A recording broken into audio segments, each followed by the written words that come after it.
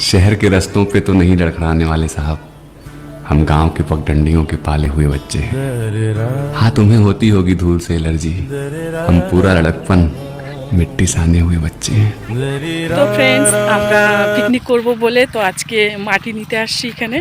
তো মাটি দিয়ে আমরা উনুন বানাবো, সেই উনুনে পিকনিক করে আমরা খাবো। তো চলো মাটি নেওয়া যাক। তো ফ্রেন্ডস, আমরা এখানে পিকনিক করব। তো এই জায়গাটা পরিষ্কার করা হচ্ছে, দেখতেই পাচ্ছ ওই বাচ্চা ছেলেটা ওই জায়গাটা পরিষ্কার করছে, ওখানেই আমরা পিকনিক করব। এবছর তো ঠান্ডা পড়লোই না, তার মধ্যে প্রচন্ড রোদ। ও একাই দায়িত্ব নিয়েছে, পুরো নাড়া বলেও পরিষ্কার করবে, তার মধ্যে আবার পায়ে ব্যথা পেয়েছে, প্রচন্ড রক্ত বেরোচ্ছিল। তো ফ্রেন্ডস, আমাদের এখানে উনুন বানানো হবে, তার জন্য মাটি করা হচ্ছে, দেখতেই পাচ্ছ আমাদের মাটি করা হচ্ছে।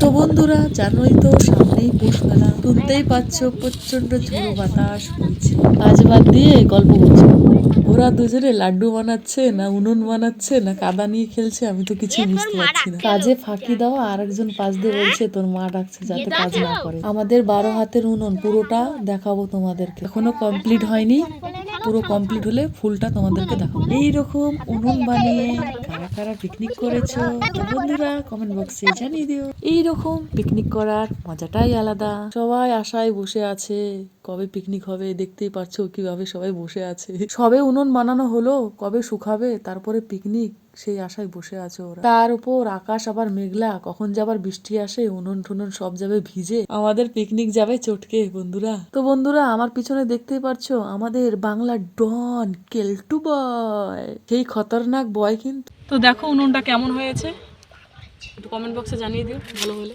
আর খারাপ হলেও জানিয়ে দিও একটু কেমন হয়েছে। ফার্স্ট আমি উনুন বানিয়েছি। বন্ধুরা, আমার এই উনুন বানাতে অনেক সময় লেগেছে, সবাই মিলে উনুন বানালাম, খুব মজাও হয়েছে, এনজয় করেছি। তো অনেক রৌদ্রও হচ্ছিল, সবার বাড়ির থেকে ডাকছিল স্নান করার জন্য, অনেকে স্নান করেনি। বন্ধুরা, তোমাদেরকে কিছু গ্রামের দৃশ্য দেখাচ্ছি, তো ক্যামেরা ব্যাক করে তো দেখো কেমন লাগছে দেখতে। বন্ধুরা, দেখতেই পাচ্ছ ধানের বোঝা মাথায় নিয়ে বাড়ি ফিরছে, এরকম দেখতে কাদের ভালো লাগে কমেন্ট বক্সে জানিয়ে দিও। মনোরম পরিবেশ আমার তো খুবই ভালো লাগে, তো তোমাদের কাদের কাদের এরকম মনোরম পরিবেশ ভালো লাগে অবশ্যই কমেন্ট বক্সে জানিয়ে দিও। বন্ধুরা, আমরা উনুন বানিয়ে সবাই চলে আসলাম স্নান করতে। আর একজন স্নান করছে, দেখো কত মজা করে স্নান করছে, তো মজা করে সাঁতার কাটছে। দেখো, আমি ওকে বললাম যে আরও বেশি করে সাঁতার কাট, দেখো কি মজা আসে সাঁতার কাটছে। আমি তো একদমই পারি না, আমি তো পুকুরে নামতেই ভয় লাগে, আমার খুব ইচ্ছে করে স্নান করতে, কিন্তু কি করব বলো, খুব ভয় লাগে এবং সাঁতার কাটতে পারি না আমি। তো কারা কারা পারো সাঁতার কাটতে কমেন্ট বক্সে জানিয়ে দিও। তোরা দেখো, এই সেই ধাবার মালকিন, ওর একটুকু ঠান্ডা লাগে না, প্রচণ্ড ঠান্ডা, কিন্তু ঠান্ডার মধ্যে দেখো কিভাবে পুকুরে স্নান করছে, এত ঠান্ডা পুকুরের জল, আর দেখো কিভাবে ডুব মারছে, দেখো একটুকু বলো ঠান্ডা লাগে না।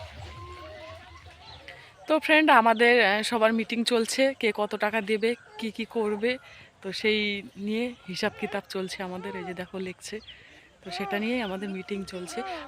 আরও লোক আছে, আরও মেম্বার আছে, আরও কে কে পিকনিক খাবে তারা আছে, এখনও আসেনি, আসবে। তো আমরা এখন এই কয়জনই আছি, তখন লেখালেখি হচ্ছে কি হবে, কি আইটেম হবে, সব লেখালেখি হচ্ছে আমাদের। তো বন্ধুরা, আমরা স্নান খাওয়া দাওয়া করে সবাই পিকনিক স্পটে চলে আসছি, গ্রামের কচি গাছা নিয়ে গরিবের পিকনিক। তো হিসাব কিতাব চলছে, কে কত টাকা দেবে, কে কি দেবে, সেটাই হিসাব চলছে। তোরা এইরকম ছোটবেলায় পিকনিক কারা কারা করেছো তো কমেন্ট বক্সে ভরিয়ে দাও, কমেন্ট করো। বন্ধুরা, এইভাবে আমার পাশে থেকো, তো আমার সেকেন্ড পার্ট আসতে চলেছে।